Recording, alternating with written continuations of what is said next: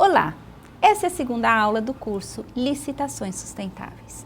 Nessa aula nós abordaremos os fundamentos jurídicos das licitações sustentáveis no Brasil, abordando os aspectos presentes na Constituição Federal e toda a legislação federal, que conferirá segurança jurídica à implementação dessa política pública relevante no Brasil.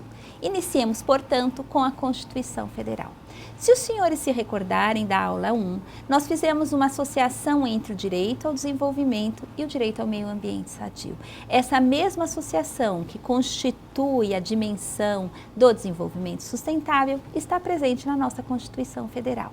Eu destaco aqui o artigo 225 da Constituição, que estabelece que é dever do Estado a preservação do meio ambiente. Se os senhores recordarem, a Constituição Federal de 1988 estabelece regramentos e diretrizes principiológicas muito consistentes com relação ao direito de todos ao meio ambiente sadio. A contraposição a esse direito é o dever estatal de preservar o meio ambiente. E a preservação do meio ambiente também se configura através da aquisição de produtos e bens publicamente com menor impacto ambiental. E é importante pensar também que o artigo 170, inciso 6º, estabelece que é um dos princípios da ordem econômica a defesa do meio ambiente. Da conjugação desses dois artigos, nós temos a preocupação com o desenvolvimento sustentável.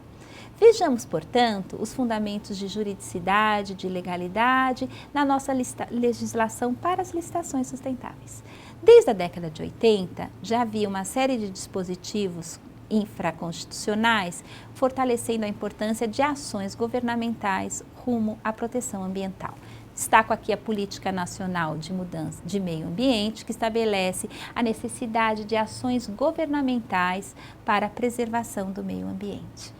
E mais, em 2001, o Estatuto das Cidades tem uma disposição ali que passou desapercebida por muitos, com uma previsão expressa que embasa a motivação para a licitação sustentável, dizendo que, no seu artigo 2º, a adoção de padrões de produção e consumo de bens e serviços devem ser compatíveis com os limites de sustentabilidade ambiental do município.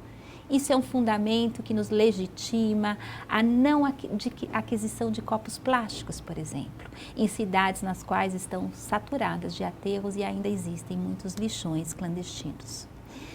A previsão expressa de licitação sustentável no Brasil teve o seu grande marco na Política Nacional de Mudança do Clima, na qual foi estabelecida a necessidade de se compatibilizar o desenvolvimento econômico, o desenvolvimento social com a proteção de todo o sistema climático.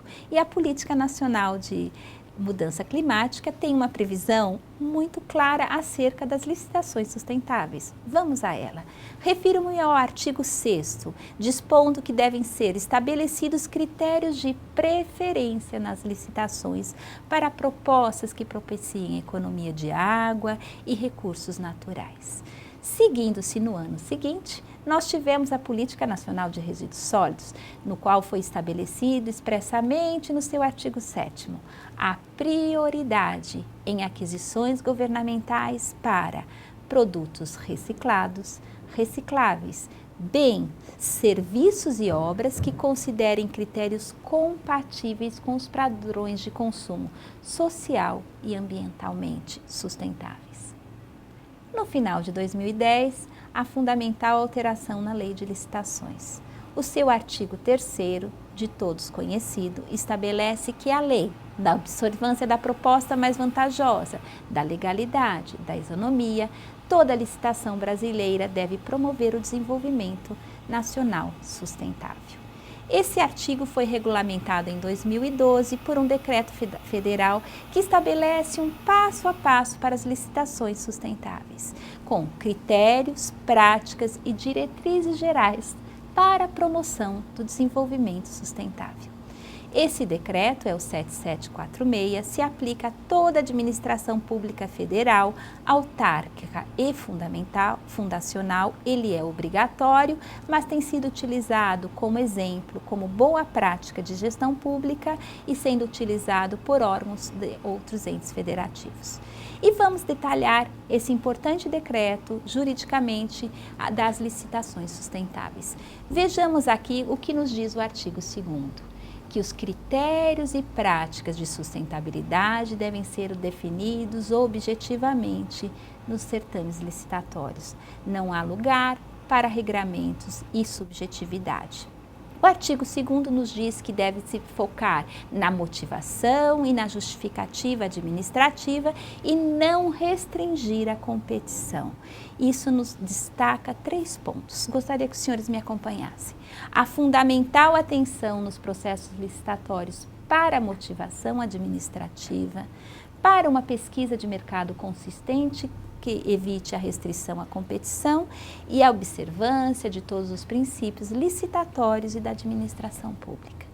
Nós teremos esse detalhamento nas fases da licitação sustentável, que será a nossa 3ª aula. Além disso, esse decreto, que é fundamental, estabeleceu 2 diretrizes para os gestores públicos, que devem ser muito observadas nas contratações sustentáveis.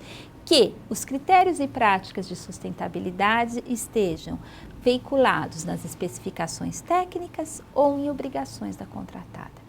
Nesse aspecto, é importante que nós pensemos que o artigo 30 da Lei 866, que prevê requisitos de qualificação técnica, ele é exaustivo. Só é possível entrar um requisito de qualificação em licitação sustentável se ele estiver expressamente previsto numa lei. A obrigação da contratada deve constar do termo de referência e do contrato. A especificação técnica é a especificação técnica vazada no próprio produto. Aí vejamos quais são as diretrizes de sustentabilidade estabelecidas pelo Decreto 7746. Vamos a ela. Menor impacto de recursos naturais, como flora, fauna, solo e água. Preferência para matérias e tecnologias de origem local. Eficiência na utilização de recursos naturais, maior geração de empregos, maior vida útil e menor custo de manutenção do bem e da obra, uso de inovações que reduzam a pressão sobre os recursos naturais, origem ambientalmente regular dos recursos naturais.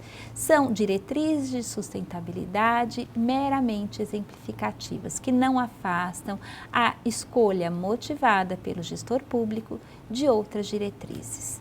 Há detalhamentos também das licitações sustentáveis para aquisições, é o que nos diz o artigo 5º. O artigo 5º estabelece que devem ser dadas preferências para produtos que sejam constituídos de materiais recicláveis, atóxicos, biodegradáveis, entre outros critérios.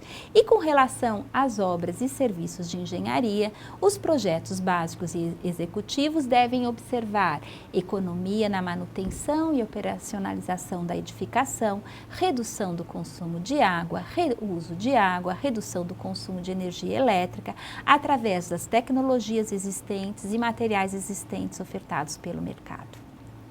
Verificamos então que nos serviços e nos fornecimentos de bens, a licitação sustentável pela previsão editalícia deve prever também cláusulas de obrigação à contratada, também para essas hipóteses. Nós veremos na aula subsequente aonde os senhores poderão se reportar para encontrar essas possibilidades, que é o Guia Nacional de Licitações Sustentáveis da Advocacia Geral da União.